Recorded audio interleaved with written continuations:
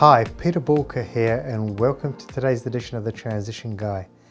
Now, today I want to speak to you about a topic that is both easy and difficult to talk about for me, and that's being an entrepreneur and having a minority mindset. And it's interesting, so just to give you a bit of an idea, I am the byproduct of two really distinctly different races coming together. So my mum was from the Czech Republic, my dad was from Mauritius. They were both first generation migrants into the UK, I should say immigrants. They both came over back in the early part of the 70s, well, late 60s, early 70s. And back then, the world was a very divided place.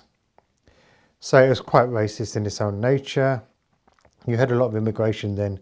You had the Indians that came over, the Pakistanis that came over, you had the Caribbeans that came over, the Africans that came over, we had the Irish. So it was very much a melting pot back then. But people used to hang around within their own races. And that was quite normal. What wasn't normal was mixed race relationships or mixed race children. So I remember being at school, and it was at school I first noticed it. It was really tough. Don't get me wrong, kids at the best of time can be quite, aggravating. And I think it's just part and parcel of growing up. So very often as a sort of kid, people would have used race as a way of just attacking you. And everyone used to do it. We the black people were doing it to each other and to everyone else. It was just cross-section. And you don't understand it as a kid. But I suppose the one thing I did understand as a kid is that you had everybody with their distinct identities. But then as a minority where I had when I had mixed race sort of parentage, that was tough. Because I didn't know where I fitted in. In fact, I remember growing up thinking, okay, it would be much easier had my mum met a white person and my life would have been less complicated. And that's horrible to say, because I really didn't feel like I fitted in as a kid. And perhaps I didn't really at that time, because it was well ahead of where the people were ready to accept. So growing up was quite tough. What kept me on the straight and narrow was probably the fear of my parents, because it was quite a strict upbringing.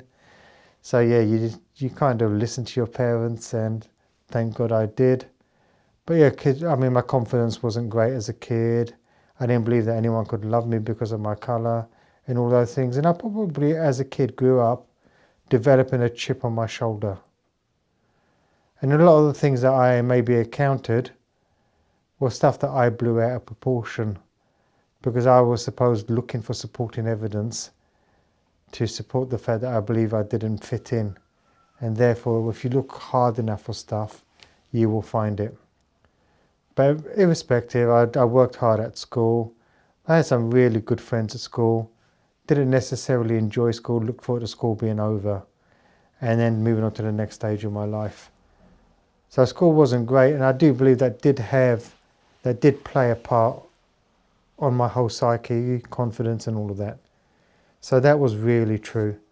And then the biggest godsend for me was probably finding my first proper part-time job. And I was fortunate enough, I joined McDonald's, and that was a fast-growing business at the time. It was only part-time, but it was multiracial, adult environment.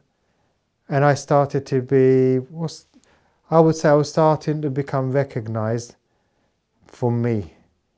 And that's where I learned to lose colour, because we were from everywhere. That was literally like the United Colours of Benetton. We had all races, all creeds, and we got on really, really well. When I think back to that period where I was growing up as a teenager, and I had been stopped while driving a car on a number of occasions, I don't think it had as much to do with my colour as it did with my age, and perhaps the police doing their job to make sure that me as a teenager wasn't an irresponsible, cocky little shit, which as a teenager a lot of us absolutely are. And as I grew and grew and grew, it's interesting how you become more comfortable with your own skin being surrounded by those adults. So it was important for me, that new environment. And the older I became, there came a point where I just kind of forgot about my past in terms of my schooling, forgot about the Friday, Saturday nights where Paki bashing was an event and all those nasty things that were being said.